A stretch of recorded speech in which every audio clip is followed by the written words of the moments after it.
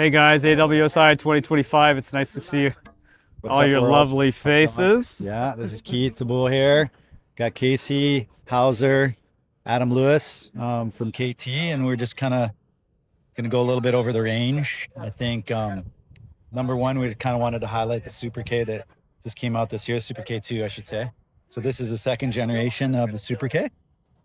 And from the first generation, we made it a little more stable, as quick to get off the water, kind of worked on the contours of the board, and I think that that's one of the highlights about what we do here at KT is all the one R&D.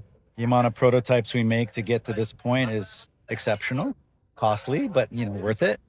Um, and as we go through the design process, we get feedback from Adam, Casey, Kane, Kai, all the team stuff. And so it's pretty cool to just be a part of it and see the evolution. And we just came here, tested a bunch of new boards we're doing, and realized that we needed to make some changes. And it's all those little refinements at the end that kind of come into the market, and then that the public gets to benefit from. And Now, Keith, given the fact that you're running a factory in Maui and, yeah, and you guys are able to ride almost 300 plus days a year, yeah. how do you find that allows you as a brand to stay on top of trends or to continuously keep pushing this? Yeah. Because you guys are right at the needle. Cool. Yeah. Well, I think we're fortunate to be in Maui. We've got a lot of conditions throughout the year, and we have an amazing team between all the guys that work at the factory with me. Casey, Adam, Nick, all sorts of George and Kane.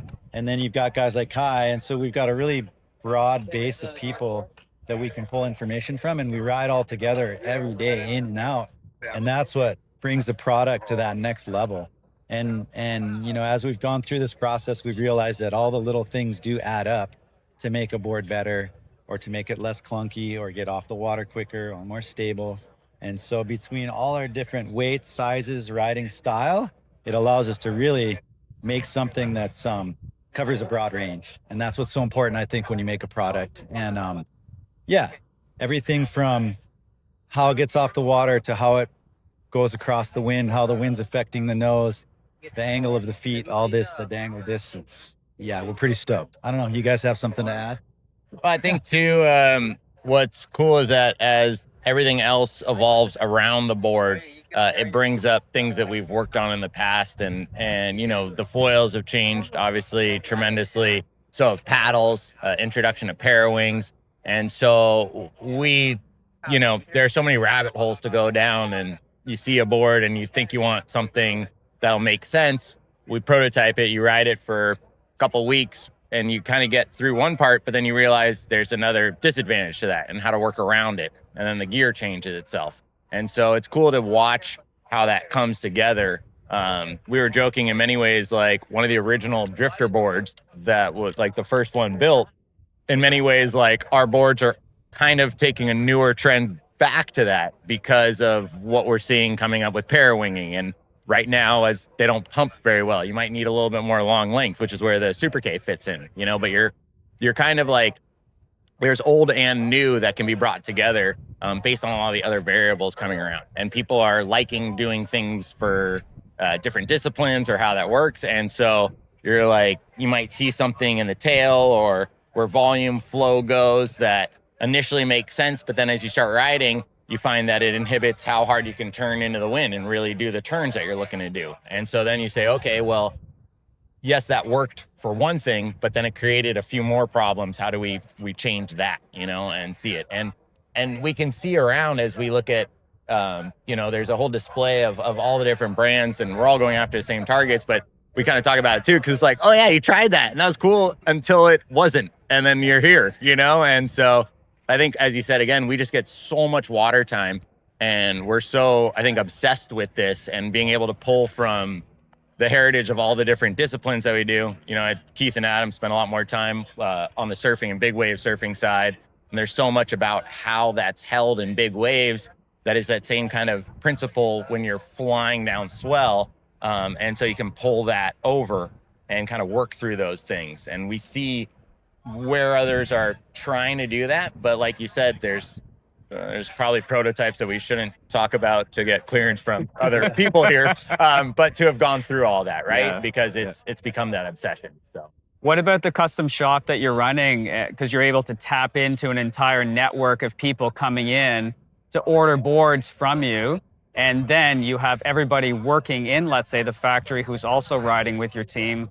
That must add quite a bit as well. Yeah, I mean, you kind of hit the nail on the head. We not only do we kind of, as Casey just kind of alluded to, is spend ourselves like so much time on the water, but you know, there's sometimes we'll come up with something and you think it's going to be kind of the magic kind of bullet, but then you get a chance to try it with, you know, some of our friends and guys that we ride with that we do make custom gear for, and they have really like valid and interesting feedback too. So it, kind of to have that custom setup and be so in it every day, on the water every day, talking to, you know, customers and talking to kind of the team and from all the way from like Kai Lenny to, you know, someone coming in that wants to learn how to foil.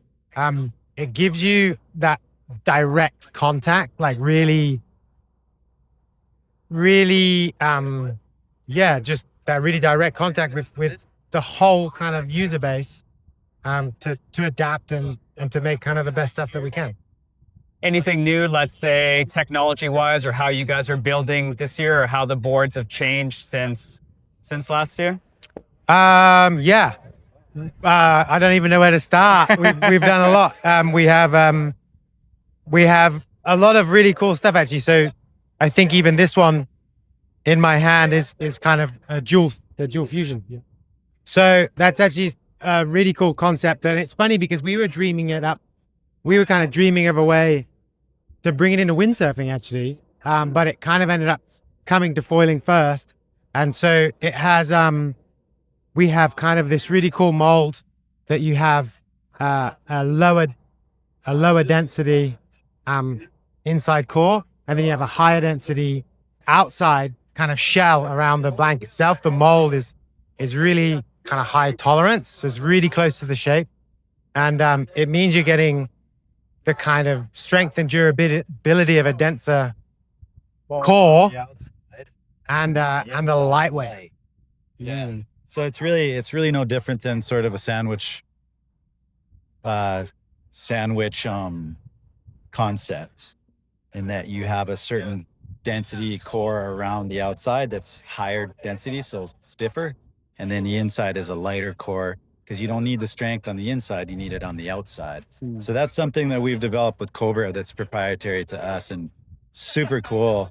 And then we've also have the same concept, but it's with high density foam. So the Venicel, and you're using an even lighter foam core inside and a higher density even more on the outside at a thinner level, and that has to all be molded. And that's what's so cool about both concepts, is that it's so close tolerance and it's all done together. And so the dual fusion, it's all fused together as one, even though you have different density, it's all fused together as one. And then the sandwich one is all finished in a mold, so it's all compressed and it's just tight, light, stiff and strong. Okay. And that relates to, let's say, a brand new rider or an intermediate rider. How would that relate to, let's say, their feeling on the water, for example? Well, I mean, no matter what level you're at, you need to feel what's going on, you know? So even our base construction, which would be durable, affordable, like to get into the sport, you're going to have much more of a connected feel with this construction, right? And so you are finding the balance between durability, but also a weight issue, because you're up in the air. And it's a major factor when you get into foiling, like how much, you know, for a beginner to get on foil for the first time, like you need that to be easy, right? Like if their board's heavy, it's a lot more work to get it out of the water, to keep it out of the water, to react to the turns. So from the entry level, the most that we can do to reduce any swing weight, anything else, it's going to help someone progress through it. And then on the flip side, at the high level, for maximum performance, you want that direct connect feel, right? And so everything we're doing is about making sure that what you input in your feet, you know, is going directly through the board to the foil, and you're getting that instantaneous reaction to the ride, you know. And I think the other one that we've mentioned is in the Dragonfly Crossing this year. Over here is like a full hollow construction, and so this is I think the pinnacle of weight and performance. You know, once you get this, I mean, even on the water, there's a feeling of almost a little extra volume to you because there's just air in there. There's no weight to that. But when you're up in the air, your input to output is so much lower management that your fatigue levels are much lower. You can go a lot farther. You can respond quicker in that sense. And so this has been really fun for us in testing, and to see like all the racers this season, you know, just from picking it up at first to just be like, oh my gosh, to then riding it, you know, and the feeling they're getting that way. Well, I guess just look who won. Yeah. It's that simple. Pretty cool though. I mean, it's not just the board, but Yeah. it definitely has been a cool technology to bring to the market and, you know, highlight by winning all the races. And, you know, it's pretty cool. That helps. Thanks for checking us out and listening to what we have to say. And if you have any feedback, questions, anything, just reach out on the website. Come to Maui, do a factory tour, demo some gear, check out our retailers around the US, around the world, and come and be part of the team.